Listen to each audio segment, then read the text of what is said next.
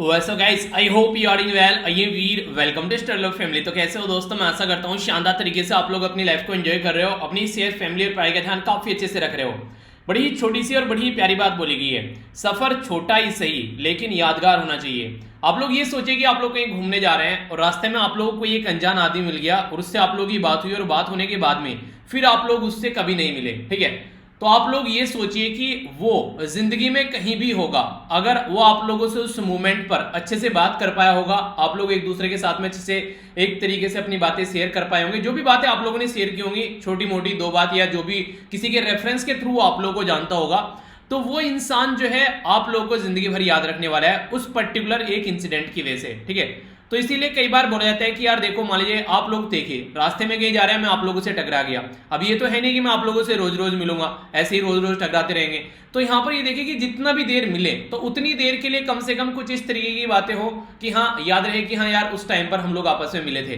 तो ये होता है कि जिंदगी को जब भी जियो उसको जी भर के जियो, भले ही थोड़े टाइम के लिए जियो, मतलब एक तरीके भले ही थोड़ा टाइम मिले जीने के लिए, पर लेकिन उसको अच्छी तरीके से जियो। तो ये एक काफी एक अच्छा तरीका होता है जिंदगी को एक सही डायरेक्शन में लेकर चलने का। वरना कई सारे लोग जो रहते हैं, देखिए आप लोगों ने, अगर आप लोग रिलेशनशिप में भी है वहां पर भी आप लोगों को ये एक तरीके से काम आने वाला है। आप लोग देखिए, अगर आप लोग रिलेशनशिप में है तो ये कोशिश करते हैं कि 24 घंटे फोन पर बैठे रहे, नहीं यार उसका बस वो मेरे लिए फ्री रहे, मैं उसके लिए फ्री रहूं, बस आपस में बातें करते रहे। पर लेकिन सोचिए, ये सोचिए ना कि जितने टाइम मेरे से बात करे पर्सन, उस टाइम पे इसको ये लगे कि हाँ ये धरती पे सबसे खुश इंसान आदमी से बात कर रहा है। ये इस तरीके की टेंडेंसी आप लोग लेकर चलेंगे तो उस इंसान का अपने आप लोगों से बात करने का मन करेगा। आप लोग उसके पीछे नहीं पड़ना पड़ेगा कि यार बात क्यों नहीं कर रहे हो, आजकल इग्नोर कर रहे हो, सारी चीजें। और सबसे इंटरेस्टिंग बात मैं आप लोगों को और बताऊं, जिंदगी में नहीं यकीन आता है तो इसको इंप्लीमेंट करके देखना। जितना ज्यादा आप लोग अपने काम पर फोकस रहोगे, जितना ज्यादा आप लोग अपने काम को, अपने टाइम को सही से यूटिलाइज करोगे, अपने काम को सही डायरेक्शन में लेकर चलोगे, उतना ही ज्यादा लोग आप लोगों को अप्रिशिएट करेंगे और उतना ही ज्यादा लोग आप लोगों से बात करना भी चाहेंगे। अगर आप लोग सोचते हैं कि आप लोग किसी के पीछे पड़कर उससे बात करना चाहते हैं तो वो आपसे बात करेगा और आप लोग एक तरीके से ऐसे रिलेशनशिप में फंसे रहकर अपने आप को एक सही डायरेक्शन दोगे तो ये कभी पॉसिबल नहीं हो पाएगा। तो कोशिश ये करो कि अपने काम पर फोकस करो, और जब आप लोग काम पर फोकस करोगे तो सामने वाला अपने आप लोगों से बातें करेगा, उसको लगेगा भी अच्छा बात करते हैं कि हाँ ये एक काम का आदमी, एक तरीके से अपने अच्छे से काम को लेकर चलता है। आप लोगों से इंस्पायर होगा वो लोग, आप लोगों से एक तरीके से उन्हें कहते हैं कि आप लोगों से कोशिश करेगा कि हाँ अच्छे से बिहेव करे, आप लोगों को भी रेस्पेक्ट भी देगा वो इंसान। तो सारी चीजें है घुमा फिराकर मेरे हिसाब से काम को अगर आप लोग प्रेफरेंस देने स्टार्ट कर दोगे तो हर एक इंसान की नजरों में आप लोगों की इज्जत भी अच्छी होगी और आप लोग भी अपने आप को मोटिवेट रख पाओगे, ठीक है। तो ये छोटी सी कुछ बातें जो मुझे लगा आप लोगों के साथ में शेयर करनी चाहिए। आई होप कि कुछ ना कुछ फायदा आप लोगों को इससे जरूर हुआ होगा। यहां पर अगर बात करें तो 2 वीडियो डेली आप लोगों को देखने को मिलती हैं, बहुत ज्यादा फायदा आप लोग करंट अफेयर की आप लोगों की जो स्टडी है उसमें पहुंचा सकती हैं। तो इनको कंटिन्यूअस अगर आप लोग सुन रहे हैं और रेगुलर आप लोग रिवीजन कर रहे हैं तो मुझे नहीं लगता है कि करंट अफेयर का इससे ज्यादा कॉम्प्रिहेंसिव और आप लोग कुछ पढ़ने की जरूरत पड़ेगी अगर ये लेक्चर आप लोग देख लेते हैं तो, ठीक है। तो इनको अच्छे से फॉलो कीजिए और फिर पीडीएफ डाउनलोड कर ले कीजिए टेलीग्राम से, ताकि आप लोग इसको रिवीजन के पॉइंट ऑफ व्यू से अपने पास में रख सकें। आइए अब आज का लेक्चर स्टार्ट करेंगे। सबसे पहले आप लोगों के सामने क्विज होगा तो टकटकी लगाकर ये क्विज आप लोगों को देखना है, उसके बाद में फिर हम लोग इनके बारे में डिस्कस करेंगे टोटल जो न्यूज है। तो टोटल 10 क्वेश्चन है आप लोगों के सामने, एक एक कर देख लेते हैं। सबसे पहले बात की जा रही है एक पर्टिकुलर मिनिस्ट्री या फिर ऑर्गेनाइजेशन आप लोग बोल सकते हैं, इसके द्वारा अभी यहाँ पर ड्रोन यूज करने के लिए परमिशन दी गई है सेंट्रल माइनिंग प्लानिंग और डिजाइनिंग इंस्टीट्यूट को कोल फील्ड सर्वे के लिए, जो भी कोयले से रिलेटेड जो सर्वे किया जाता है, जो कोयला नहीं होता है उसके लिए। तो यहाँ पर इनके लिए परमिशन ग्रांट की गई है। तो किसके द्वारा ग्रांट की गई है, तो यहाँ पर ऑर्गेनाइजेशन का नाम बताना है। नॉर्मली यहाँ पर एक तरीके से आप लोग बोल सकते हैं कि एक एग्जेम्पशन दिया गया, छूट दी गई है, ठीक है। तो यहाँ पर ये जो छूट दी गई है ये यूएएस इन रूल के हिसाब से छूट दी गई है, जो कि 2021 में अभी ऑपरेशन आए। तो इनका आप लोगों को फुल फॉर्म बताना है, इसका मतलब क्या है, जिसके बेस पर सिविल एविएशन के द्वारा यहाँ पर ये छूट दी गई है, ठीक है। यहाँ पर ये मत सोचना सिविल एविएशन आएगा, यहाँ पर डिपार्टमेंट आएगा, ठीक है। तो डिपार्टमेंट बताना, वैसे मिनिस्ट्री भी लिख सकते हैं पर लेकिन डिपार्टमेंट आप लोगों को बताना है, ओके। एनिमल हस्बेंड्री ऑफिशियल के द्वारा अभी किस राज्य के बारे में बात की जा रही है, अभी कई सारे केसेस देखने को मिले ब्रुसेलोसिस के, ठीक है। ये एक बीमारी है जो कि एक जूनोटिक बीमारी है। जूनोटिक मतलब जो जानवरों से इंसानों में फैलती है। तो ये बीमारी किससे रिलेटेड है, वायरस से, बैक्टीरिया से या फिर कुछ और जो आप लोगों के दिमाग में बात आ रही है वो आप लोग बताइए। कई बार कई बीमारी के नाम आप लोगों को देते हैं और मैच करने के लिए पूछ लिया जाता है। अभी एक रिसेंटली कंट्री है जो काफी ज्यादा आतुर है एक पर्टिकुलर ऑर्गेनाइजेशन ज्वाइन करने के लिए, जिसका नाम है नेटो। इसको बोलते हैं North Atlantic Treaty Organization, NATO के नाम से आप लोग इसको जानते हैं। ये कौन सी कंट्री है जो इसको ज्वाइन करने के लिए मरी जा रही है, इसका नाम आप लोगों को बताना है। इसी के साथ में जो नेटो है यहाँ पर ये बेसिकली जो पिक्चर में है इसको नॉर्थ अटलांटिक ट्रीटी ऑर्गेनाइजेशन आप लोग बोलते हैं। तो आप लोग ये बताना ये जो ट्रीटी है यहाँ पर इसको एक और ट्रीटी के नाम से पुकारा जाता है। ये पिक्चर में किस ईयर में आई थी, यानी किस ईयर में यहाँ पर ये बनाई गई थी, स्टेब्लिश की गई थी, ये आप लोगों को बताना है। इंडिया जो है वर्ल्ड में थर्ड सबसे बड़ा ग्रीन हाउस एमिटर है। 2 कंट्री कौन सी जिनके बाद में हमारा नंबर आता है, ये आप लोगों को बताना है। नेक्स्ट यहाँ पर बात की जा रही है ये बेसिकली, अच्छा एक और क्वेश्चन यहाँ पर ये कौन सी कंट्री है जिसका नाम आप लोगों को बताना है जो यहाँ पर डिस्क्राइब करती है कार्बन नेगेटिव, बिकॉज वहां पर उतना ज्यादा कार्बन डाइऑक्साइड वो एमिट नहीं करते हैं, उससे ज्यादा उनके वहां पर फॉरेस्ट वगैरह हैं वो एब्जॉर्ब कर लेते हैं। और इंपॉर्टेंट बात यह है कि हमारा पड़ोसी देश है, तो ये आप लोगों के लिए हिंट अच्छा होगा आंसर देने के लिए, तो आंसर जरूर देना। F1 कार्बन न्यूट्रलिटी के बारे में अगर आप लोग बात करते हैं तो यहां पर आप लोगों को ये बताना है कि बेसिकली कब तक यहां पर इसको न्यूट्रल करने की बात की जा रही है ताकि कार्बन डाइऑक्साइड इससे कम निकले, और सस्टेनेबल कब तक बनाने की बात की जा रही है। सस्टेनेबल तो जल्दी बना लिया जाएगा, फिर न्यूट्रल होना चाहिए, थोड़ा टाइम ज्यादा लगेगा। तो कौन सा ईयर यहां पर आएगा। डबल म्यूटेशन की बात की जा रही है। डबल म्यूटेशन यानी कि एक तरीके से एक चेंज, अगर वायरस नॉर्मल तरीके का जो आप लोगों को देखने को मिल रहा है उससे दूसरा चेंज हो गया, तो हमारी कंट्री में जो अभी यहाँ पर पेंडेमिक के चलते पता चला ना कि नया नया वायरस आ रहा है, तो वो जो वायरस है उसका क्लासिफिकेशन कर दिया गया, उसका नाम दे दिया गया है। तो उसका नाम क्या रखा गया, डबल म्यूटेशन का। देखिए वायरस का कहीं पर भी किसी भी बीमारी के बारे में कुछ आप लोगों को देखने के लिए मिले तो एक बात याद रखिएगा, वायरस की सबसे खतरनाक चीज ये होती है कि वो अपना नेचर चेंज करता रहता है। आज कैसा है कल को कैसा देखने को मिलेगा, तो यही एक बहुत बड़ा रीजन है जिसकी वजह से वायरस जो है उसकी दवाई बनाना टफ रहता है। अगर नेचर ऐसा रहे कि हाँ ऐसा ही रहेगा, हमेशा यही इंपैक्ट डालता है, इस तरीके से रहेगा, तो फिर आसानी से आप लोग काम कर सकते हैं। पर लेकिन ये डिफरेंस आप लोग को यहाँ पर वायरस में देखने को मिलेगा, ठीक है। तो ये बेसिक चीजें जिसके बारे में आप लोग आइडिया रख सकते हैं। अब डिटेल में डिस्कस करेंगे, कुछ न्यूज होगी आप लोगों के सामने, अच्छे से समझते हैं एक एक कर। सबसे पहले आप लोगों के सामने इंपॉर्टेंट डे, ठीक है।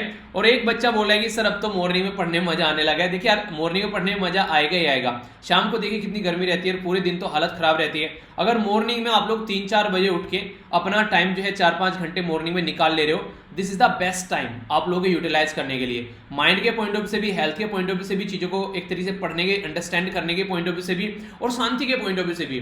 तो this is the best time आप लोग यार इसको अच्छे से यूटिलाइज करो। और मौका भी आप लोगों को मिल रहा है मॉर्निंग में, रीजन है आप लोगों के पास में कम से कम 4 बजे उठ के अगर आप लोग नैनो मैगजीन देखना स्टार्ट कर रहे हैं तो आप लोग अच्छे से अपने टाइम को यूटिलाइज कर पाओगे। तो ये खासकर आज फिलहाल अगर मैं बात करूं, अभी जो आप लोग के एग्जाम भी पास में आ रहे हैं तो बेस्ट टाइम है, ठीक है। खासकर जिनके घरों में एसी नहीं है या फिर कूलर की फैसिलिटी ज्यादा अच्छी नहीं है। एक बच्चे के द्वारा बोला गया कि सर सोच रहा हूं कि एक कूलर ले लूं, तो देखिए टाइम अगर इतना आप लोगों के पास में अगर मनी नहीं बन पा रही है तो कम से कम टाइम को आप लोग ऐसे मैनेज कर सकते हैं कि जब थोड़ा सा इस तरीके का टाइम रहता है, ठीक है। तो इसको अच्छे से मैनेज कीजिए। मॉर्निंग में 3 बजे भी उठोगे तो कोई दिक्कत नहीं है, शाम को 9-10 बजे तक सो जाइए। 5-6 घंटे काफी है सोने के लिए मेरे हिसाब से। अगर एक हष्ट पुष्ट इंसान है, आप लोग कोई बीमार इंसान नहीं है, तो उसके हिसाब से आप लोग अपनी लाइफ को लेकर सही डायरेक्शन में चल सकते हैं, ठीक है। इंपॉर्टेंट डे तो नहीं है ज्यादा पर, लेकिन फिर भी पता होना चाहिए। वर्ल्ड आर्ट डे के बारे में बात की जा रही है, तो यहां पर बात की जा रही है कि क्रिएटिविटी, एक तरीके से आर्ट होता क्या है, ये होती है क्रिएटिविटी, कि हाँ ये इंसान जो है कितना क्रिएटिव है, कुछ भी बना देता है। तो इसको कैसे सबके सामने लाया जाए और कैसे सेलिब्रेट किया जाए, तो 15 अप्रैल को ये डे सेलिब्रेट किया जाता है, जो कि वर्ल्ड आर्ट डे के रूप में हम लोग बात करते हैं। फाइन आर्ट जो कि डिक्लेयर किया गया इंटरनेशनल एसोसिएशन ऑफ आर्ट्स के द्वारा कि प्रमोट किया जाए क्रिएटिविटी वर्ल्ड वाइड। अगर कोई कुछ भी बना सकता है तो उसको सपोर्ट करना चाहिए। सबके बस की बात नहीं होती क्रिएटिविटी, ठीक है। बहुत सारे लोग आप लोगों को देखने को मिलेंगे बस एक ही तरीके से पैटर्न फॉलो करना पसंद करते हैं। तो अगर कोई क्रिएटिव है तो उसको अप्रिशिएट करना चाहिए। और खासकर बच्चों के अंदर जो क्रिएटिविटी आप लोगों को देखने को नहीं मिलेगी ना, उसको तो आप लोग जरूर अप्रिशिएट करो। देखिए छोटे छोटे बच्चे होते हैं ना, वो अप्रिशिएशन एक तरीके से जरा सा अप्रिशिएट अगर आप लोग उनको कर दोगे, उनको बोलोगे वाह क्या काम कर दिया, तो वो आगे और अच्छे से काम करेगा। तो ये बातें हैं जो आप लोग लाइफ में इंप्लीमेंट करके चलिए, फायदा बहुत देखने को मिलेगा। आगे चलते हैं।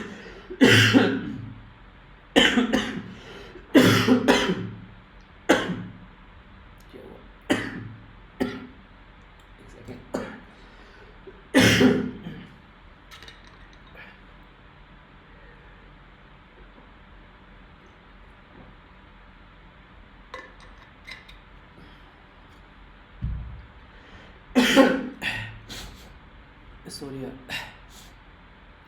ये जो न्यूज है काफी इंपॉर्टेंट न्यूज आप लोग यहां पर बोल सकते हैं। देखिए ये जो न्यूज है आप लोगों को ये बेसिकली एग्जाम के पॉइंट ऑफ व्यू से तो इंपॉर्टेंट ही है, ये आप लोगों को नॉर्मली डे बाय डे की लाइफ में बहुत ज्यादा फायदा पहुंचाने वाली है।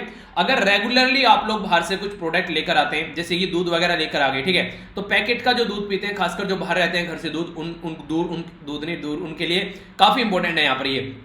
अभी बात की जा रही है एनिमल हस्बेंड्री ऑफिसर जो केरला के हैं उनके द्वारा बताया गया बीमारी के बारे में, जिसको बोलते हैं ब्रुसेलोसिस। ठीक है, तो ये जो बीमारी है यहाँ पर, ये बेसिकली एक तरीके से ये उसमें देखने को मिलेगी अगर आप लोग कुछ सामान बाहर से दूध लेकर आए, बिना दूध को पकाए हुए आप लोगों ने पी लिया, ठीक है, तो इस तरीके से आप लोगों को देखने को मिलेगा। कच्चा दूध जो लेकर आते हैं ना वो बाहर से, तो उसको ऐसे नहीं पीना है, ठीक है। तो कई बार ऐसे बैक्टीरिया आप लोगों को उसमें देखने को मिलेंगे। तो एक बैक्टीरियल बीमारी यहाँ पर नजर आती है जो कि जूनोटिक भी है, नॉर्मली जानवरों में रहती है, जानवरों से इंसानों में फैल जाती है। ऐसी बीमारी को जूनोटिक बीमारी की कैटेगरी में रखा जाता है और ये एक बैक्टीरियल इंफेक्शन है। ऑल ओवर अगर बात करें यहाँ पर इफेक्ट कर सकता है, ये basically thousands of people world wide affect कर सकता है और कर भी रहा है आज के डेट में। अगर देखा जाए ये बेसिकली जो रो अगर कुछ भी आप लोग लेकर आते हैं, जैसे ईटिंग रो, कुछ भी कच्ची चीज अगर आप लोग खाते हैं, अनपोस्चराइज जो डेयरी प्रोडक्ट आप लोगों को देखने को मिलेंगे, तो इनके ऊपर बेसिकली आप लोगों को ध्यान देकर चलना है। क्योंकि देखिए कई बार आप लोगों ने देखा होगा जैसे आज के डेट में गांव में भी जैसे कि दूध वगैरह निकाला जाता है तो इंजेक्शन दिए जाते हैं, ठीक है, तो उसका इंपैक्ट अगर आप लोगों को कम करना है तो उस दूध को गर्म कर पीजिए। एक टाइम तो होता था आप लोगों ने देखा होगा हम मिल्खा सिंह की तरह कच्चा दूध पी जाओ, नहीं, आज की डेट में वो चीजें पॉसिबल नहीं है। क्योंकि आज के डेट में अगर आप लोग देखिए ऐसी चीजें करेंगे तो कहीं ना कहीं बीमारी के शिकार हो जाएंगे।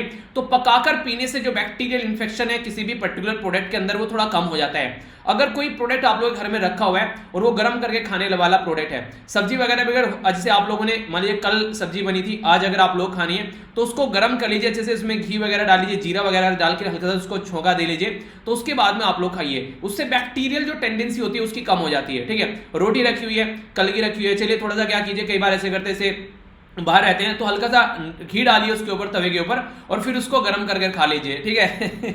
अब ये मत बोलना सर करते हो कि हाँ बहुत सारी चीज़ ऐसी हरकतें करता हूँ मैं, ठीक है, तो मेरे एक्सपीरियंस से मेरे लेक्चर में फूट कर बाहर निकलते रहते हैं। तो इस तरीके से आप लोग कर सकते हैं, ठीक है। तो ये छोटी छोटी चीज़ें जो आप लोग इंप्लीमेंट कर सकते हैं, पर लेकिन ऐसी रखी हुई चीज़ें मत खाइए क्योंकि बैक्टीरिया होने के चांसेस काफ़ी ज़्यादा रहते हैं जब गर्मी वगैरह होती है। तो थोड़ा सा कोशिश कीजिए इनसे बचें, बासी चीज़ों से बचें तो ज़्यादा बेटर रहेगा वैसे अगर देखा जाए, पर फिर भी अगर यूज़ करना है तो उसको थोड़ा सा गर्म कर लीजिए, इस तरीके से आप लोग उसको यूज़ कर सकते हैं, ठीक है। तो बैक्टीरिया जो बेसिकली यहाँ पर देखने को मिला है, तो यहाँ पर ये ब्रुसेलोसिस जो बेसिकली स्प्रेड की जा रही है इसके थ्रू, तो डायरेक्ट कॉन्टैक्ट में भी एनिमल केयर या फिर जो इस तरीके से आते हैं तो भी यहाँ पर देखने को मिलेगा। तो आई होप कि ये बात आप लोग याद रखेंगे, कुछ भी खाना है पीना है तो थोड़ा सा उसके बारे में ध्यान रखना। नेक्स्ट बात की जा रही है, ये वही न्यूज़ है जिसके बारे में आप लोगों से बात कर रहा था, बात की जा रही है central mining planning and design institute जो कि यहाँ पर अभी सर्वे कर रहा है कोल फील्ड के लिए, तो उसको परमिशन दी गई यहाँ पर किसके द्वारा, Directorate General of Civil Aviation, drone use करने के लिए, जो कि मिनिस्ट्री ऑफ सिविल एविएशन के अंडर में आता है। तो यहाँ पर इसको ये परमिशन जो दी गई है ये 4 अप्रैल से लेके ये अभी से लेके जो अभी इस चीज को परमिशन दी गई है ये 4 अप्रैल 2022 तक इनके पास में ये परमिशन रहने वाली है, जिसको ये कंटिन्यू करने वाले हैं, ठीक है। तो इसके चलते जो डिजिटल स्काई प्लेटफॉर्म फेज 1 में यहाँ पर ये इसको लेकर आगे बढ़ रहे हैं, आगे भी इसको देखते हैं किस तरीके से यहाँ पर जो इनके द्वारा ये लेटर इशू किया गया इसको यूज किया जाएगा। पर लेकिन ये एक तरीका एग्जाम्पशन है, ऐसा नहीं कि इनको परमिशन दे दी गई, ये छूट है बस एक तरीके की, ऐसे नहीं कंटिन्यूअसली इसको एंजॉय करते रहेंगे। ये हमारी कंट्री में भी रूल आए थे जिनको बोलता है अनमैन्ड एयरक्राफ्ट सिस्टम, रूल लाए गए थे जिनको 2021 के रूल बोला गया कि ऐसा नहीं है कहीं भी उठकर कैसे भी आप लोग ड्रोन उड़ालोगे, अगर ड्रोन वगैरह आप लोग को यूज करना है उड़ाना है तो you have to take the permission, तो उसके बाद में आप लोग उसको यूज कर पाओगे। तो उसी के बारे में यहाँ पर ये बात की जा रही है। तो मोटा मोटा से एक इन्फॉर्मेशन आप लोग रख सकते हैं कि हाँ ऐसा कुछ हो रहा है हमारी कंट्री में। अगर कहीं पर कोई स्टेटमेंट बने या फिर कोई पूछे आप लोगों से क्या ड्रोन के बारे में यार ऐसी चीजें थी, हाँ ऐसे ऐसे हमारी कंट्री में रूल और रेगुलेशन है ड्रोन के बारे में, तो लगे कि हाँ पढ़ रहा है कुछ, ऐसे नहीं कि बस हवा में तीर चल रहे हैं, ठीक है। तो हल्का सा आइडिया रख सकते हैं इसके बारे में। आगे बढ़ते हैं, और हल्का सा आइडिया रखने का मतलब ये नहीं होता है कि मैं बोल रहा हूँ कि बस भूल जाओ उसको पढ़ने के बारे में। एक लड़का बोला है सर हल्का सा आइडिया से रखने की बात नहीं है, अब तो भारी आइडिया रखना पड़ेगा तभी चीजें याद रहेंगी। हल्का सा आइडिया का मतलब ये होता है कि आप लोग प्रेशर में ना हो, ठीक है, चीजें पढ़ लो, पढ़ने के बाद में हाँ पढ़ ली चीजें अच्छे से हम लोगों ने, ऐसा नहीं कि बस हाँ आप लोग उसको रट रहे हो बैठ के याद कर रहे हो, मतलब समझो उसको। हल्का सा आइडिया का मतलब अंडरस्टैंड करने की कोशिश करो टॉपिक को, ठीक है। नेक्स्ट यहाँ पर बात की जा रही है Indian youth young academic of science के बारे में, जिसको INYAS के नाम से आप लोग जानते हैं। इसके द्वारा अभी हमारी कंट्री में मास अवेयरनेस कैंपेन चलाया जा रहा है कोविड-19 वैक्सीनेशन प्रोग्राम को लेकर। तो यहाँ पर जो Indian youth young academic of science INYAS जिसको आप लोग बोलते हैं, यहाँ पर ये जो कैंपेन है यहाँ पर ये यहाँ पर इनके द्वारा जो यहाँ पर COVACNEWS, तो यहाँ पर कोवी न्यूज करके यहाँ पर ये एक एंड्रॉइड बेस्ड मोबाइल ऐप यहाँ है जिसके थ्रू यहाँ पर ये काम इनके द्वारा किया जा रहा है, ठीक है। तो ये बेसिकली देखिए, जैसे मैं आप लोगों से लेक्चर के थ्रू, कोई ऐप के थ्रू, या फिर कोई न्यूज के थ्रू, कोई पंपलेट के थ्रू, अलग अलग तरीके होते हैं अवेयरनेस फैलाने के लिए।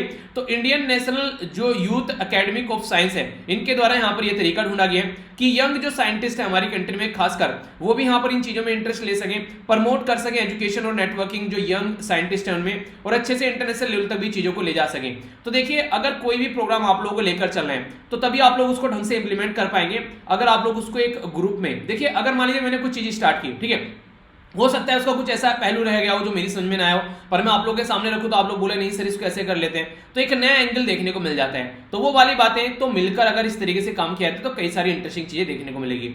ये कुछ छोटी छोटी न्यूज थी, हालांकि ज्यादा इंपॉर्टेंट तो मुझे नहीं लगी, पर फिर भी जो थी पता थी तो मैंने कहा थोड़ा बता दो आप लोगों को। अब थोड़ा सा इंपॉर्टेंट न्यूज आप लोगों को देखने को मिलेंगी, इनको ढंग से सुनिएगा। सबसे पहले इंटरनेशनल न्यूज है और ये निकल कर आ रही है यूक्रेन से। यूक्रेन काफी आतुर है यहाँ पर नेटो को ज्वाइन करने के लिए, इसको बोलते हैं नॉर्थ अटलांटिक ट्रीटी ऑर्गेनाइजेशन।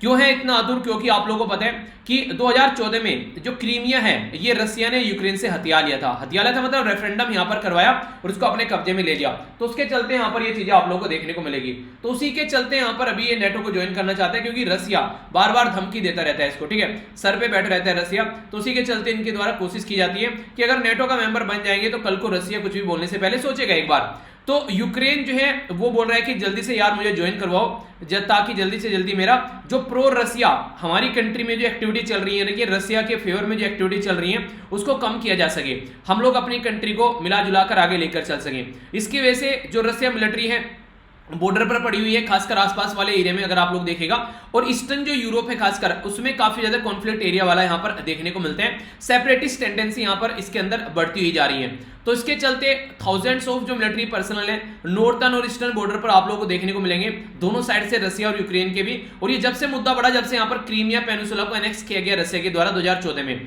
रसिया को इसका हालांकि खामियाजा भी भुगतना पड़ा, क्योंकि जब से क्रीमिया इसके अंडर में गया तो G8 में से निकालकर इसको बाहर फेंक दिया गया और ये G7 कंट्री रह गया। बहुत सारी जो यूरोपियन कंट्री जिसके साथ में रसिया के रिलेशन अच्छे थे, उसके साथ में रसिया के रिलेशन बेकार हो गए। आज के में एक लौती एक डिपेंडेंट कंट्री जो मेन सबसे बड़ी कंट्री आप लोग बोल सकते हैं वो है रसिया के लिए, खासकर चाइना, और इंडिया भी आप लोग बोल सकते हैं वैसे, पर लेकिन फिर भी एक जैसा माहौल था रसिया का वो काफी ज्यादा खराब हो गया इकोनॉमी के पॉइंट ऑफ व्यू से। नॉर्थ अटलांटिक ट्रीटी ऑर्गेनाइजेशन, जिसको नेटो के नाम से आप लोग जानते हैं, इसको वॉशिंगटन ट्रीटी के थ्रू 4 अप्रैल 1949 यानी कि 1949 में इसको बनाया गया था। और जब यहां पर बनाया गया तो यूएसए, कनाडा और सेवरल जो वेस्टर्न यूरोपियन कंट्री थी उनके द्वारा यहां पर इसको एस्टेब्लिश किया गया। ये एक तरीका यहां पर कलेक्टिव सिक्योरिटी, ये अगेंस्ट सोवियत यूनियन, जो यूएसएसआर जिसको आप लोग बोलते थे ना, इसका विक्टिम हो गया कोल्ड वॉर के टाइम पर। उस टाइम पर एक साइड में यूएसए था, एक साइड में यूएसआर था, पर 1990s में आकर जब यहां पर यूएसआर का विक्टिम हो गया तो उस टाइम पर यूएसए एक अकेला पावर रह गया। पर यूएसएसआर उससे पहले यहां पर काफी ज्यादा एक तरीके से जो कंट्री ऐसी थी जो कैपिटलिस्ट कंट्री थी, उनके साथ में मिलकर काम करने के लिए तैयार नहीं था। वो कम्युनिस्ट बनाना चाहता था और यूएसए कैपिटलिस्ट बनाना चाहता था, तो दोनों के बीच में रस्साकसी चलती रहती थी। तो उस टाइम पर जो यहाँ पर यूएसए वाला जो ग्रुप था उन्होंने बोला कि यार ये कैसा ग्रुप बनाता है, अगर हम में से किसी भी कंट्री के ऊपर कोई भी अटैक किया जाता है तो ये माना जाएगा कि ये पूरे ग्रुप के ऊपर अटैक है, ठीक है, यानी कि परिवार में अगर किसी एक बंदे के ऊपर किसी ने अटैक कर दिया तो इसका मतलब पूरे परिवार के ऊपर अटैक है। तो उस तरीके का यहाँ पर ये ग्रुप बनाया गया। हेडक्वार्टर इसका ब्रसेल्स जो आप लोगों को बेल्जियम में देखने को मिलेगा। और इसमें एक आर्टिकल है जो कि यहाँ पर काफी इंपोर्टेंट है, जो ये बात बोलता है आर्टिकल 5 इसका, कि अगर अटैक किया गया एक मेंबर के ऊपर अलायंस के किसी भी, तो यहाँ पर ये माना जाएगा कि यहाँ पर वो पूरे ग्रुप के ऊपर अटैक है यहाँ पर ये, ठीक है, और इसको न्यूक्लियर अम्ब्रेला की कैटेगरी में भी डाल दिया जाता है कि यानी कल को अगर किसी के ऊपर भी कोई भी किसी तरीके से न्यूक्लियर को भी कोई भी इस तरीके से पॉइंट ऑफ से कोई डराने की कोशिश करता है कि तुम्हारे ऊपर न्यूक्लियर बॉम्ब फेंक देंगे फलाना टिमकाना, तो सारी जो कंट्री है इस ग्रुप के अंदर, नेटो के अंदर, वो सारी उसके पैरेलल में खड़ी हुई मिलेगी। तो इसका मतलब ये कि ये इसको एक तरीके से ग्रुप का सपोर्ट मिल गया काफी ज्यादा है। तो इसीलिए तो यूक्रेन परेशान है, यूक्रेन इसलिए तो बोल रहा है कि मुझे भी इसका पार्ट बना लो। तो नेटो जो है वो यहाँ पर ओनली इनके द्वारा आर्टिकल 5 जो है ये 12 सितंबर 2001 में जब 9/11 का अटैक हुआ वर्ल्ड ट्रेड सेंटर यूएसए के अंदर में, जब यहाँ पर ये पिक्चर में इनके द्वारा लाया गया, तब से अब तक इसको यूज नहीं किया गया नॉर्मल देखा जाए तो यहाँ पर एक और बात बोली गई, नेटो का मतलब ये नहीं कि अगर नेटो का मेंबर बन गए तो आप लोगों की सिविल वॉर चल रही है, इंटरनल कोई कूप हो रहा है, उसमें भी आप लोगों को हेल्प मिलेगी, नहीं, उसमें नहीं मिलेगी आप लोगों को, वो आप लोग घर का मैटर है उसको अपने आप सुलझाओ, ठीक है। तो ये बोलते हैं नेटो वाले, यानी कि इंटरनली ये आप लोगों को सलाह दे सकते हैं कि भाई साहब ऐसा मत करो, गंदी बात है, आप लोग थोड़ा सा घर में तो कम से कम मिलजुल कर रह लो, तो बाहर वाले लोगों से लड़ने के लिए हेल्प करेगी। ऐसे जैसे हमारी कंट्री में जो हमारी फोर्सेज है माओइस्ट आपस में लड़ रहे हैं, ठीक है, तो वो वाली चीजें नहीं होगी, उसके हेल्प नहीं मिलेगी। तो ये बाहर से अगर कल को चाइना के साथ में अगर हम लोग नेटो के मेंबर बन जाते हैं, जिसको अभी क्वाड ग्रुप में छोटा नेटो बोला जा रहा है चाइना के द्वारा, जिसमें इंडिया, जापान, ऑस्ट्रेलिया और यूएसए, तो उसको अगर कल को प्रॉपर वे में मिलिट्री अलायंस बना लिया जाता है तो इसका मतलब ये नहीं होगा कि वो हमारे इंटरनल मैटर में भी इंटरफेयर करेंगे। तो 30 मार्च 2021 के बारे में अगर बात करें तो यहाँ पर इसके टोटल मिलाकर 30 मेंबर हैं आज के डेट में। नॉर्थ जो मैसेडोनिया है ये अभी रिसेंटली इसको ज्वाइन किया, तो ये क्वेश्चन आप लोगों से बन सकता है किसके द्वारा रिसेंटली अभी ज्वाइन किया गया, तो ये नॉर्थ मैसेडोनिया, ठीक है। इससे पहले 29 मेंबर इसके अंदर हुआ करते थे। मेंबरशिप एक्शन प्लान जो यहाँ पर देखने को मिलते हैं, ये बेसिकली से मेंबर बनना है आप लोगों को, ठीक है। तो मेंबरशिप एक्शन प्लान जो है नेटो प्रोग्राम के अंदर एडवाइस, असिस्टेंस और जो प्रैक्टिकल सपोर्ट आप लोगों को देखने को मिलेगी। कई सारी कंट्री ऐसी हैं जो अलायंस को ज्वाइन करना चाहती हैं, तो यहाँ पर पार्टिसिपेट कर सकती है मेंबरशिप ये बेसिकली एक्शन प्लान के अंदर भी, ठीक है। तो अलायंस की अगर अभी ऐसा नहीं कि आप लोगों को मेंबर ही बनना जरूरी है इसके लिए, ये ऐसा भी है कि बिना मेंबर बने भी आप लोग यहाँ पर पार्टिसिपेट कर सकते हैं, जैसे बोस्निया और हर्जेगोविना, तो ये करंटली पार्टिसिपेटिंग मेंबर जो एक्शन प्लान के पार्ट है यहाँ पर ये, जबकि मेंबर नहीं, ठीक है। तो इस तरीके से भी एक अपॉर्चुनिटी है यहाँ पर कि ये भी आप लोगों के लिए एक ऑल्टरनेटिव हो सकता है। तो ये नेटो के बारे में इंफॉर्मेशन है, क्वेश्चन बने तो मुझे नहीं लगता कि अब आप लोगों के माइंड में कोई कंफ्यूजन इसको लेकर होना चाहिए। ओके, आगे बढ़ते हैं। नेशनल न्यूज के बारे में बात की जा रही है और ये काफी एक इंटरेस्टिंग न्यूज आप लोग यहाँ पर बोल सकते हैं, जो कि आप लोग कई सारी बातें समझाएगी। यहां पर जो बात की जा रही है ये 2050 नेट जीरो गोल के बारे में बात की जा रही है।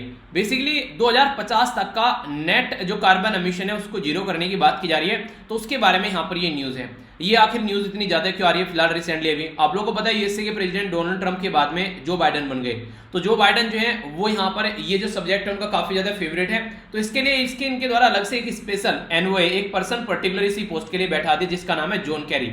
तो जॉन कैरी साहब जो है वो इसी चीज को देख रहे हैं कि 2050 तक का नेट जो जीरो ग्लोबल एमिशन कैसे जीरो पर लेकर आना है, तो इनका बेसिक पर्पज यहाँ पर ये रखा गया है। तो उसी के चलते यहाँ पर आप लोगों को चीजें देखने को मिल रही है।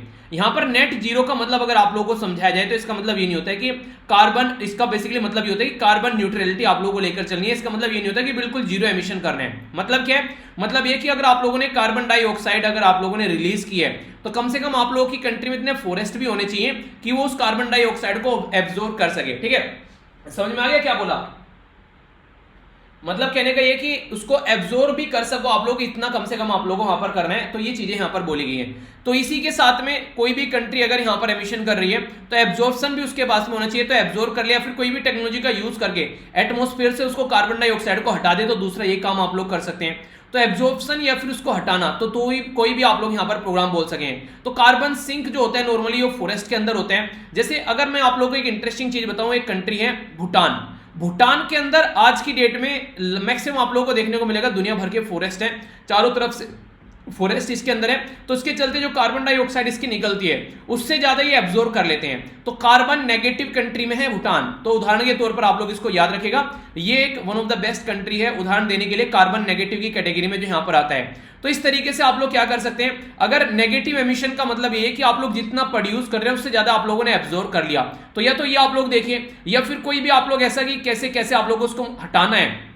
ठीक है, टेक्नोलॉजी का यूज करके कैप्चर करके स्टोर करके कहीं पर रख लो कार्बन जो डाइऑक्साइड है उसको, तो ये आप लोग काम कर सकते हैं। तो नेट जीरो होना चाहिए गोल, चाहे तो आप लोग उसको हटाओ, चाहे आप लोग उसको सिंक कराओ, चाहे कैसे भी लेकर चलो। तो ये बेसिकली यहां पर बोली गई है। और ये ऐसी जो चीजें हैं ये ऐसा क्यों सपोर्ट करने के लिए यहां पर इसको बोल रहे हैं, क्योंकि देखिए अभी अगर जिस पैटर्न में टेम्परेचर बढ़ रहा है उसी पैटर्न में अगर टेम्परेचर बढ़ता रहा तो 3 से 4 डिग्री सेंटीग्रेड यहां पर बढ़ जाएगा सेंचुरी के एंड तक का। और इसकी वजह से सारे ग्लेशियर पिघल जाएंगे। इसकी वजह से जो खेती में जो भी प्रोडक्शन होता है, जो गेहूं वगैरह चावल वगैरह जिस टेम्परेचर पे होते हैं वो होने बंद हो जाएंगे। इसी के साथ में जो जीव जंतु हैं उनकी भी आप लोगों को जान जाती हुई नजर आएगी। रेडिएशन काफी लार्ज स्केल पर पृथ्वी पर देखने को मिलेगा, यानी कि त्राहिमाम जैसी कंडीशन आप लोगों को यहां पर नजर आएगी। अमीर तो फिर भी अपना एक अच्छा सा सिस्टम सेट करके अपना फिर भी जुगाड़ कर लेंगे रहने देने का, पर लेकिन जो नॉर्मल जनता है उनको काफी ज्यादा प्रॉब्लम फेस करनी पड़ जाएगी। तो इसीलिए 2050 तक का कार्बन न्यूट्रल करने की बात की जा रही है, ताकि जो टारगेट रखा गया था पेरिस एग्रीमेंट के अंदर में कि 2 डिग्री सेंटीग्रेड से ज्यादा टेम्परेचर नहीं बढ़ना चाहिए प्री इंडस्ट्रियल टाइम जब इंडस्ट्रियल रिवॉल्यूशन स्टार्ट हुआ था तब से जो टेम्परेचर बढ़ा है अब तक का, तो 2 डिग्री सेंटीग्रेड तक नहीं बढ़ना चाहिए, उससे ज्यादा पूरे दुनिया का टेम्परेचर उससे कम ही कम यहां पर रहना चाहिए। ये बेसिकली यहां पर फोकस दिया गया।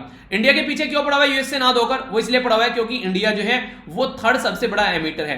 3rd सबसे बड़ा एमिटर क्यों होगा? सीधी सीधी बात है यार, हमारी कंट्री दुनिया में 2nd सबसे ज्यादा पॉपुलस कंट्री है। यूएसए और चाइना के बाद में सबसे ज्यादा एमिट हम ही करते हैं, और 2nd पॉपुलेशन है चाइना के बाद में, तो इसलिए सबसे ज्यादा 3रे नंबर पर हम ही सबसे ज्यादा एमिट करते हैं। पर लेकिन अगर पर्टिकुलर पॉपुलेशन के पॉइंट ऑफ से बात करें कि हाँ एक पर्सन कितना एमिट कर रहा है, तो उसकी कैटेगरी में हम लोग काफी नीचे आते हैं पर कैपिटा के हिसाब से, ठीक है, पर कैपिटा के हिसाब से हम लोग बहुत पीछे हैं। तो इसके चलते यहाँ पर हमारी कंट्री पर इसका काफी इंपैक्ट पड़ेगा, क्योंकि अभी तो हम लोगों ने प्रॉपर, बहुत सारे लोग ऐसे होंगे जिनके घर में अभी कूलर भी नहीं है, बहुत सारे ऐसे होंगे जिनके घर में एसी नहीं है, कुछ के ऐसे भी होंगे जिनके घर में आज की डेट में भी टीवी नहीं है, बाइक नहीं होगी बहुत सारे लोगों के घर में, ठीक है। तो हम तो अभी बहुत पीछे चल रहे हैं, जबकि यूएसए में हर एक घर में आप लोग गाड़ी देखने को मिल जाएगी। तो हम लोग बहुत लार्ज स्केल पर अभी ऐसे हैं कि हम लोग काफी पीछे चल रहे हैं, और मिलियंस ऑफ जो लोग हैं वो पॉवर्टी के नीचे रह रहे हैं हमारी कंट्री में। तो हम लोग अगर बोले 2050 तक का हम लोग कार्बन न्यूट्रल कर लेंगे, इसका मतलब तो ये कि हम लोग अपने ग्रोथ को बिल्कुल यहां पर बंद कर दें और बस आप लोग के हिसाब से काम करते रहे, तो वो चीजें हम लोग को अंडरस्टैंड करनी पड़ेगी। तो नेक्स्ट 2 to 3 डिकेड इंडिया को तो एमिशन और बढ़ाना पड़ेगा यहां पर, तभी जाकर हमारी जिंदगी जो है हमारी कंट्री के लोगों की वो सही चल पाएगी, तभी जाकर हम लोग चीजों को सही कर पाएंगे। और ये यूएसए वाले हमारे पीछे पड़े हुए हैं कि तुम भी यहाँ पर इसी कैटेगरी में हो, 2050 तक का इसको खत्म करो। ऐसे थोड़ी ना होता है यार, तुमने पहले मजा ले लिया अपना पूरा, जब हमारा नंबर आया तो तुम ये कह रहे हो कि बिल्कुल इसको ऐसे कर लो।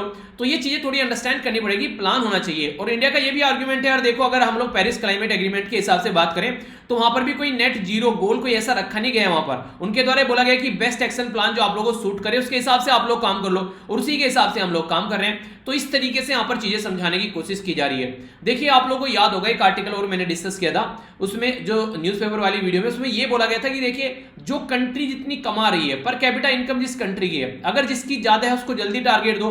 तो फिलहाल जो प्रेजेंट टाइम है उसके हिसाब से उनको लगभग 20 साल एक्स्ट्रा दे दो आप लोग, 15 से 20 साल, ठीक है। अगर इंडिया जो वो इनकम जो अगर अचीव करेगा 2050 में, तो इंडिया को नेट जो एमिशन जीरो होना चाहिए 2070 में होना चाहिए। इस तरीके से यहां पर बोला गया था। वो एक प्रैक्टिकल अप्रोच है, वो नहीं कहते कि यहाँ सबकी रेस्पॉन्सिबिलिटी है, पर लेकिन डिफरेंट रेस्पॉन्सिबिलिटी है। मान लीजिए आप लोग यही देखिए, काम करना है खेतों में, एक तो कोई बड़ा, एक तो घर का एक जवान आदमी, बड़ा आदमी, ठीक है, जो कि लगभग 25 से 30 साल के बीच में, एक छोटा सा बच्चा है 8 से 10 साल का बीच की एज का, ठीक है, एक कोई बुजुर्ग है। अगर तीनों को बोला जाए कि यार तुमको खेत में जाकर अगर मान लीजिए कुछ काम करना है, कि रेगुलर तुमको एक इक्वल काम दे दिया जाए, सबको इक्वल काम करना है, ऐसे थोड़ी ना होगा। जो जवान है और जो हेल्दी है उसको ज्यादा काम करना चाहिए, और जो थोड़ा बुजुर्ग है उसको कम, और जो बच्चा है उसको तो जितना करे वो तो कर ले भैया, तेरी मर्जी है। तो उस तरीके से होना चाहिए। तो काम सबको करना है, पर लेकिन डिफरेंस एक तरीके से रेस्पॉन्सिबिलिटी रखनी है यहाँ पर, यानी कि सबको एक जैसे ही काम दे दिया उठाकर। तो वो बातें यहां पर समझाने की कोशिश की जा रही है, ठीक है। पर लेकिन यूएसए मानने के लिए तैयारी नहीं है, बोले कि तुम तीसरे नंबर पे सबसे ज्यादा एमिट कर रहे हो, तो तुम भी इसी कैटेगरी में हो। तो इस तरीके से क्वेश्चन भी आप लोगों से पूछे जा सकते हैं कि हमको क्या करना चाहिए। तो हमको कोई भी ऐसा कमिटमेंट फिलहाल के लिए तो नहीं करना चाहिए, 2050 तक का हम लोग इसको कंट्रोल कर लेंगे।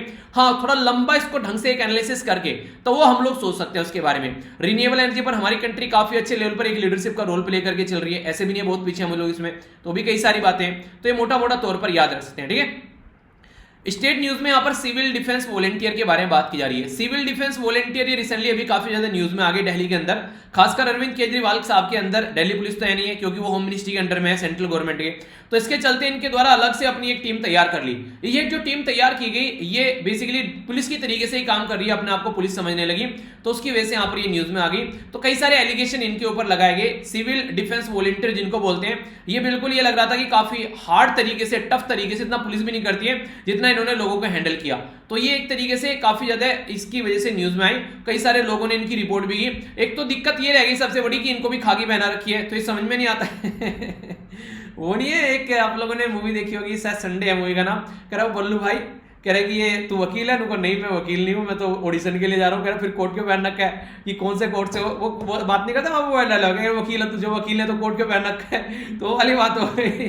तो कंफ्यूजन हो जाता है कई बार इस तरीके से, ठीक है। तो वही बातें यहाँ पर देखने को मिल रही है। तो अभी यहाँ पर इनके बीच में कंफ्यूजन हो जाता है इस चीज को लेकर कई बार, कि कौन रियल पुलिस है और कौन सिविल डिफेंस पर्सनल है। तो इसी के चलते यहाँ पर अभी दिल्ली पुलिस के द्वारा स्टेटमेंट इशू की गई है कि जो सिविल डिफेंस पर्सनल है, जिनको दिल्ली सिविल डिफेंस वॉलंटियर भी बोला गया है, उनके हाथ में कोई पावर नहीं है बैरिकेड वगैरह लगाकर लोगों को रोकने की।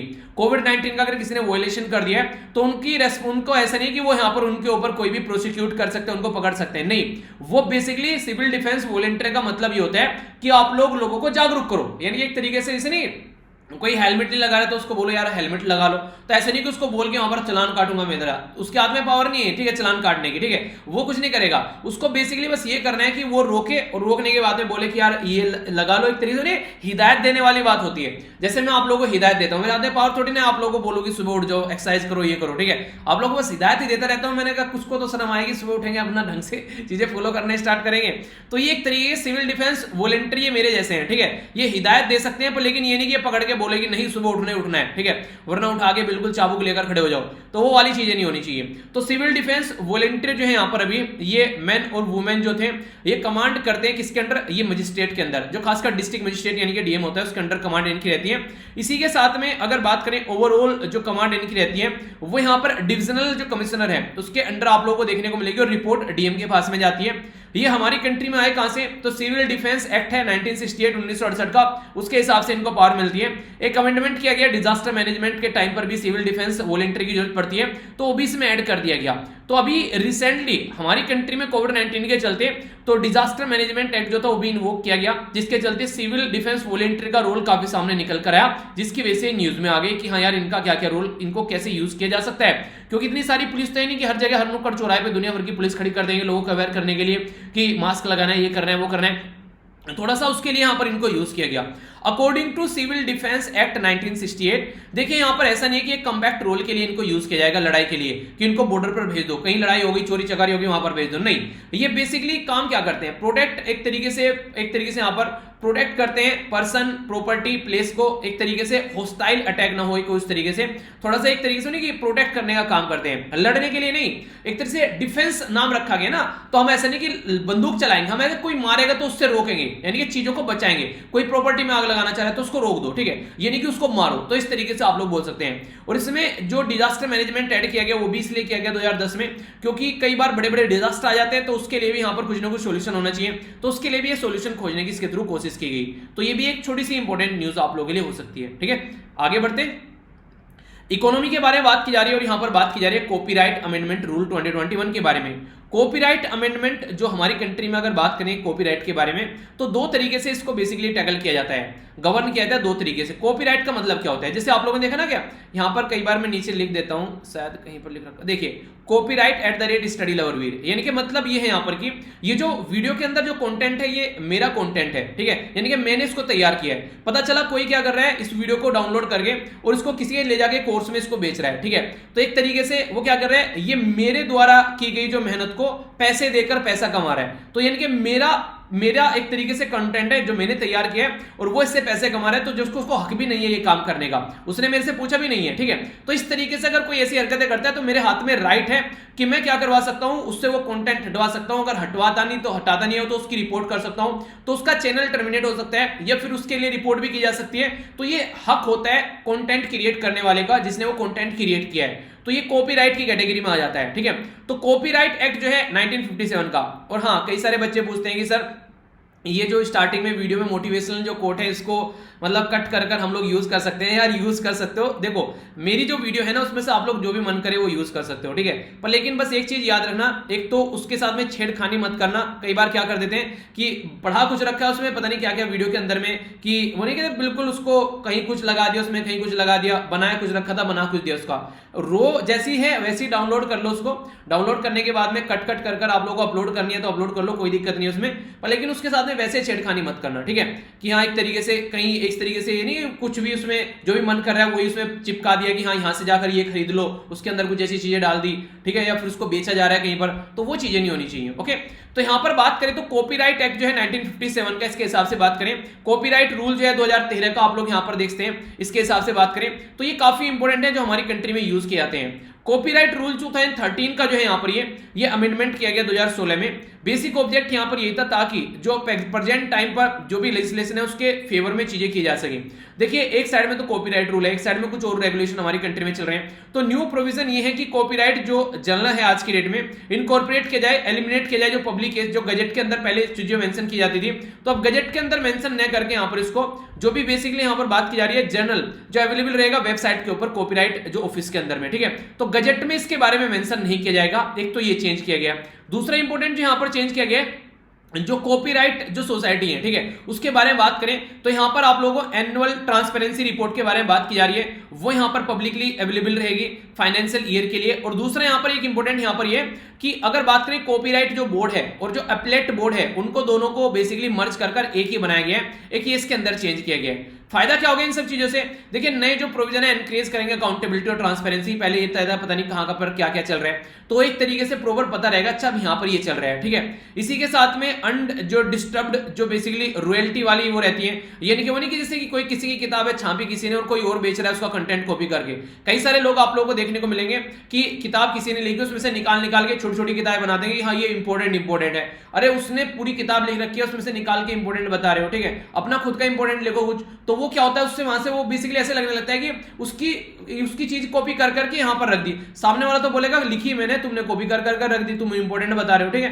तो एक तरीके से मेहनत किसी और की है, सामने वाले ने कॉपी पेस्ट कर डाल दिया उसका, ठीक है। तो ये कंडीशन देखने को मिलती है। इलेक्ट्रॉनिक या फिर जो भी यहां पर ट्रेसेबल जो पेमेंट मेथड होता है उसके थ्रू किस तरीके से जो रॉयल्टी है वो कलेक्ट करनी है वो भी है। जैसे कि कोई भी किताब आप लोग खरीदते हैं तो उसकी रॉयल्टी उस पर्सन को जाती है जिसने उसके ऊपर मेहनत कर रखी है, तो वो सारी चीजें यहां पर उसको भी थोड़ा सा इजी करने की कोशिश की जा रही है ताकि जिसकी मेहनत है उससे पहुंच सके और वो भी आसान तरीके से, ठीक है।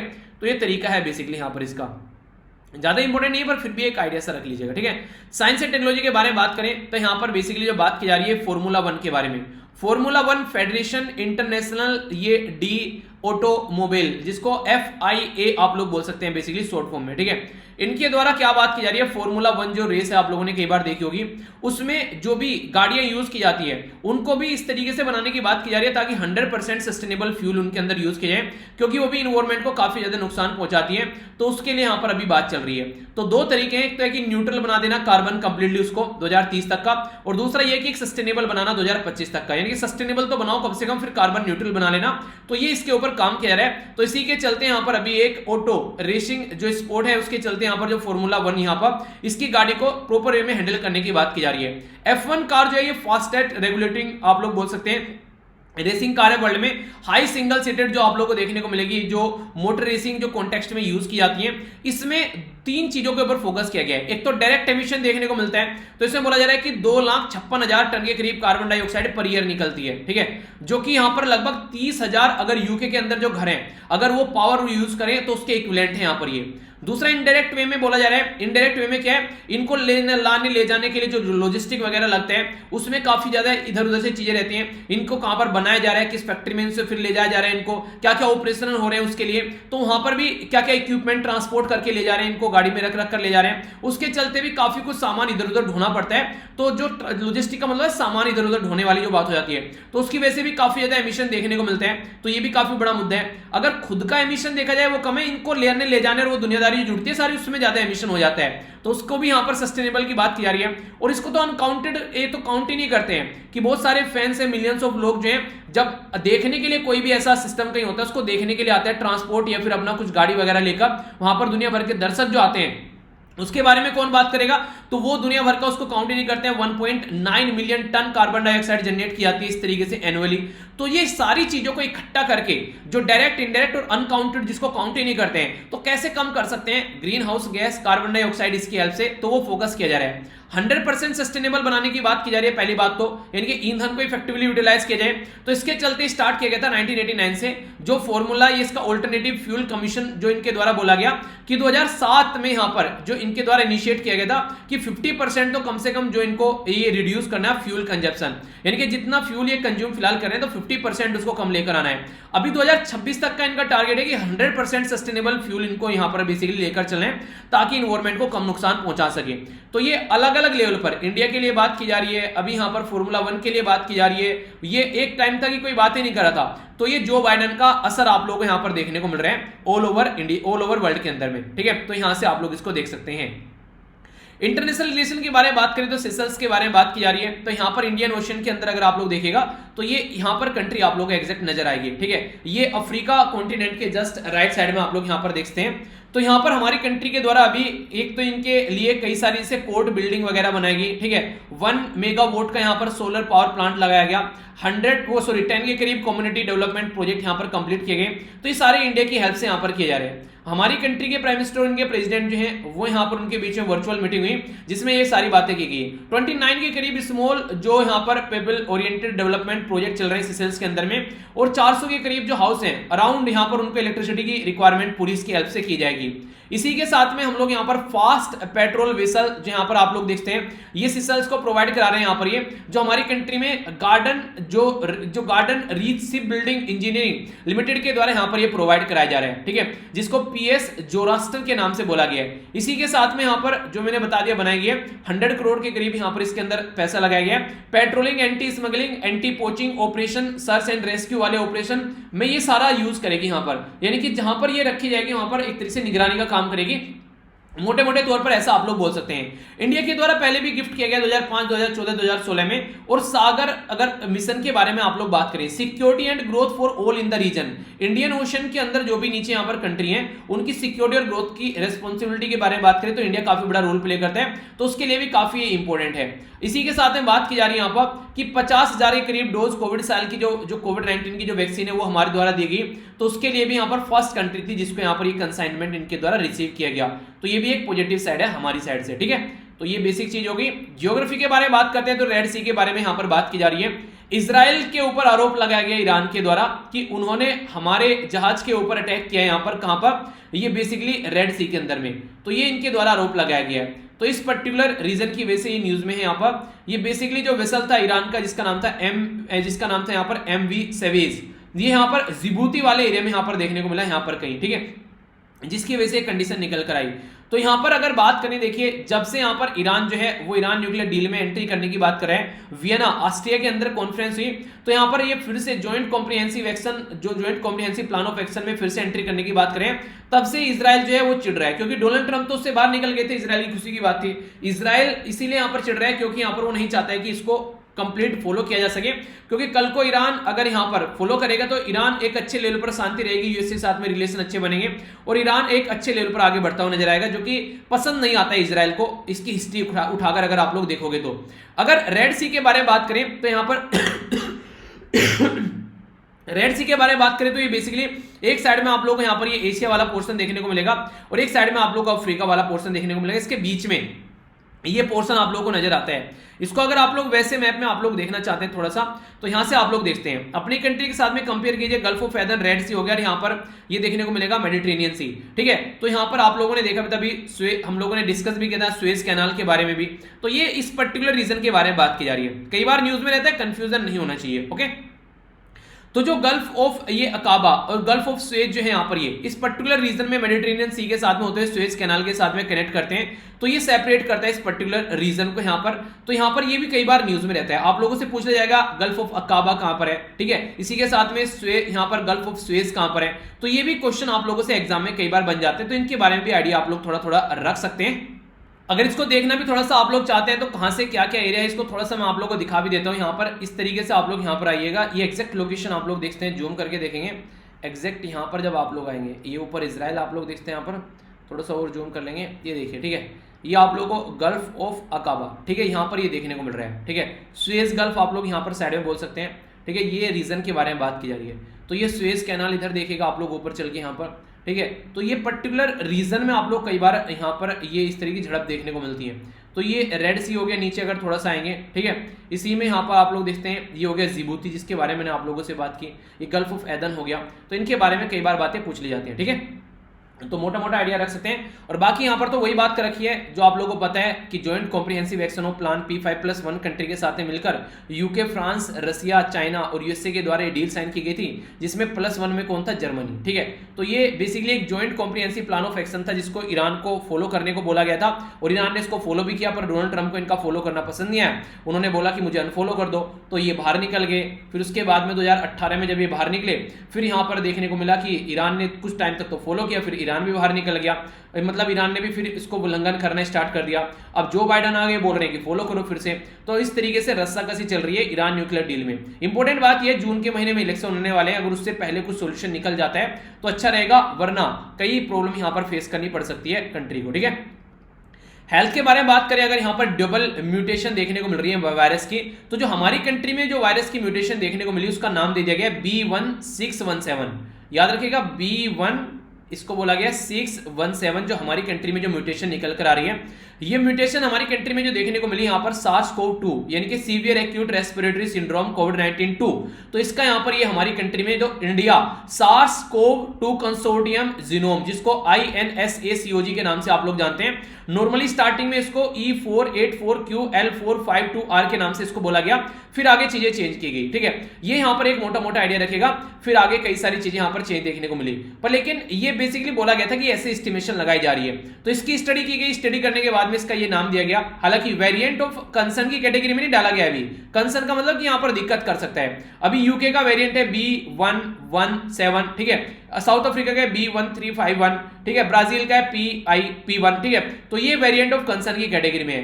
पर लेकिन हमारी कंट्री ऐसी है, नॉर्मली अलग अलग कंट्री में अलग अलग वेरिएंट देखने को मिल रहा था, पर ये डबल म्यूटेशन हमारी कंट्री में देखने को मिला, एक ही जगह दोनों की दोनों म्यूटेशन। ठीक है, तो ये हमारी कंट्री में चीजें देखने को मिली, तो इसी के ऊपर स्टडी की जाती है कोरोना वायरस के पेशेंट्स के ऊपर। देखते हैं क्या कंडीशन है, तो 70% ऑफ जो सीक्वेंस की जो म्यूटेशन है वो इंडिया के अंदर देखने को मिल रही है, बाकी यूके, सिंगापुर और ऑस्ट्रेलिया में थोड़ा थोड़ा ऑप्शन देखने को मिल रहा है। ठीक है, तो इसके बारे में ये इंफॉर्मेशन है जो कि आप लोग हल्का सा आइडिया रख सकते हैं। तो ये था टोटल आज का डिस्कशन। देख लेते हैं क्या क्या डिस्कस किया हम लोगों ने, क्या क्या बातें हम लोगों ने डिस्कस की। इंपॉर्टेंट डे, 3 इंपॉर्टेंट छोटी छोटी सी न्यूज भी हम लोगों ने देखी। फिर यहाँ पर हम लोगों ने यूक्रेन क्या, किस लिए और क्यों परेशान है वो समझा। नेशनल न्यूज में यहाँ पर देखा जो बाइडन के लोग किस लिए परेशान है। स्टेट न्यूज में हम लोगों ने देखा यहाँ पर ये सिविल डिफेंस वॉलंटियर जो केजरीवाल साहब के क्या हरकतें कर रहे हैं। ठीक है, फिर यहाँ पर कॉपीराइट के बारे में हम लोगों ने समझा। साइंस एंड टेक्नोलॉजी की कैटेगरी के बारे में बात करें तो फॉर्मूला 1 रेस के बारे में क्या नुकसान पहुंचा रही है वो हम लोगों ने समझा। इंटरनेशनल लेवल पर ये सेशल्स के बारे में जाना, हम लोग क्या कर रहे हैं वो समझा। ज्योग्राफी के बारे में रेड सी में क्या क्या दिक्कत चल रही है वो हम लोगों ने समझी। हेल्थ के मामले में डबल म्यूटेशन और ये सारी चीजें हम लोगों ने देखी। ठीक है, अब क्वेश्चन के आंसर आप लोगों को देने हैं। ये क्वेश्चन आप लोगों के सामने, इनको अटेम्प्ट कीजिए अच्छे से। ये बताना है यहाँ पर कि किसके द्वारा यहाँ पर अभी ग्रांट किया गया परमिशन ये ड्रोन यूज करने के लिए, और UAS की फुल फॉर्म आप लोगों को बतानी है। ठीक है, एनिमल हस्बेंड्री कौन से राज्य की, जहां पर अभी यहाँ पर ये ब्रुसेलोसिस जो बेसिकली यहाँ पर ये अभी प्रॉब्लम देखने को मिली, और ये जूनोटिक बीमारी है किसकी वजह से यहाँ पर होती है। कौन सी कंट्री नाटो ज्वाइन करना चाहती है, नाटो कब यहाँ पर बनाया गया था ये आप लोगों को बताना है। कार्बन न्यूट्रल जो कार्बन नेगेटिव कंट्री कौन सी है उसका नाम बताना है। इंडिया तीसरे नंबर पर है, तो 2 कौन सी है सबसे ज्यादा ग्रीन हाउस एमिट करने वाली। F1 को कब तक कार्बन न्यूट्रल और सस्टेनेबल बनाने की बात की जा रही है। डबल म्यूटेशन का नाम क्या रखा गया है। तो ये क्वेश्चन है जिनके आंसर देने। आइए अब थोड़ा सा रिवीजन कर लेते हैं। इम्प्रिंट की फुल फॉर्म बताइए कौन सी मिनिस्ट्री के अंडर में आती है। ठीक है, इसी के साथ में यहां पर बात की जा रही है ये अफ्रीकन स्वाइन फीवर, ये हमारी कंट्री में भी कहां पर देखने को मिला, कौन से राज्य के अंदर में, जिसकी वजह से 276 के करीब जो पिग है उनकी जान चलेगी। नेक्स्ट यहां पर बात की जा रही है कौन सी जो ऑर्गेनाइजेशन है वो साउथ ईस्ट एशिया को हेल्प कर रही है क्लाइमेट फ्रेंडली माहौल बनाने के लिए। मलेशिया दूसरी सबसे बड़ी कंट्री है पाम ऑयल प्रोड्यूस करने के लिए, सबसे ज्यादा कौन प्रोड्यूस करती है ये बताना है। इसी के साथ में नॉन बायोलॉजिकल जो नेचुरल इवेंट जैसे कि अर्थक्वेक वगैरह उसमें से जो साउंड आती है उसको क्या बोलते हैं। इसी के साथ में जो क्रिएचर है ओशन के अंदर वो साउंड निकालते हैं उसको क्या बोलते हैं, और जो जहाज वगैरह चलते हैं वो साउंड निकालते हैं ओशन के अंदर उसको क्या बोलते हैं। IQOE इसकी फुल फॉर्म आप लोगों को बतानी है। ट्राइबल हेल्थ कोलैबोरेशन के बारे में बात की जा रही है, तो इसको क्या नाम दिया गया प्रोग्राम का ये आप लोगों को बताना है। कौन सा आर्टिकल रिलीजन फॉलो करने के लिए प्रॉपर में आप लोगों को सपोर्ट करता है इंडिपेंडेंटली। ठीक है, तो ये क्वेश्चन है जिनके आंसर आप लोगों को देने, एक एक कर देख लेते हैं। सबसे पहले यहां पर बात की जा रही है यहां पर impacting research innovation and technology. ठीक है, तो ये नेशनल इनिशिएटिव है ऑफ मिनिस्ट्री ऑफ एजुकेशन के द्वारा बेसिकली यहां पर देखने को मिल रहे हैं, ताकि जो इंजीनियरिंग से रिलेटेड जो भी यहां पर जो चैलेंज है उनको सोल्यूशन निकाला जा सके। ठीक है, अफ्रीकन ये स्वाइन फीवर जो है यहां पर 276 के करीब जो डोमेस्टिक पिग है उनकी जान चलेगी मिजोरम के अंदर में। ठीक है, तो इसकी वजह से न्यूज में आ गया। European union south east Asia की हेल्प कर रही है ताकि कार्बन जो बेसिकली क्लाइमेट फ्रेंडली डेवलपमेंट यहां पर किया जा सके। सबसे ज्यादा पाम ऑयल देखने को मिलता है इंडोनेशिया में, और दूसरे नंबर पर है मलेशिया के अंदर में। जियोफोनी बोलते हैं जब नॉन बायोलॉजिकल जो नेचुरल इवेंट अर्थक्वेक या वेव वगैरह आती है उसको जियोफोनी बोलते हैं, उससे जो आवाज निकलती है। बायोफोनी मतलब कि जो क्रिएचर यानी कि मछली कछुआ वगैरह जो आवाज निकालते हैं समुद्र के अंदर उसको बायोफोनी बोलते हैं। और एंथ्रोफोनी बोलते हैं जो इंसान की हरकतों की वजह से जो आवाजें आती हैं। ठीक है, यानी कि जहाज वगैरह जो चलाए जाते हैं। इंटरनेशनल क्विस्ट ओशियन एक्सपेरिमेंट के बारे में बात करें तो 2015 में इसको स्टार्ट किया गया था, 2025 तक का इनका टारगेट है इन चीजों को एनालाइज करने का। जो ट्राइबल हेल्थ कोलैबोरेटिव जो यहां पर जिसका नाम रखा गया अनम्या। ठीक है, ये बेसिकली ट्राइबल कम्युनिटी की हेल्थ के बारे में बात कर रही है। आर्टिकल 25 यहां पर बात करते हैं फ्रीडम ऑफ रिलीजन के बारे में, फंडामेंटल राइट की कैटेगरी में आता है पार्ट 3 के अंदर में। तो ये था टोटल आज का डिस्कशन। मैं आशा करता हूं शानदार तरीके से आप लोगों ने लेक्चर को एंजॉय किया होगा। अगर हाँ तो पीडीएफ यहां से जाकर डाउनलोड कर लेना, फीडबैक देकर जरूर जाया कीजिए। लेक्चर आप लोगों को जैसा भी लगता है, अगर आप लोगों को अच्छा लगता है तो अच्छा बताइए, और बुरा लगता है तो बुरा बताने का भी पूरा हक है। तो आसपास सफा रखिए, पानी और पेड़ पौधों को सेव कीजिए, पॉलिथीन और प्लास्टिक बैग वगैरह बिल्कुल यूज नहीं करना है। मिलता हूं नेक्स्ट लेक्चर में। बड़ों को नमस्ते, छोटों को प्यार, छोटी सी लाइफ एंजॉय करा। तब तक के लिए जय हिंद।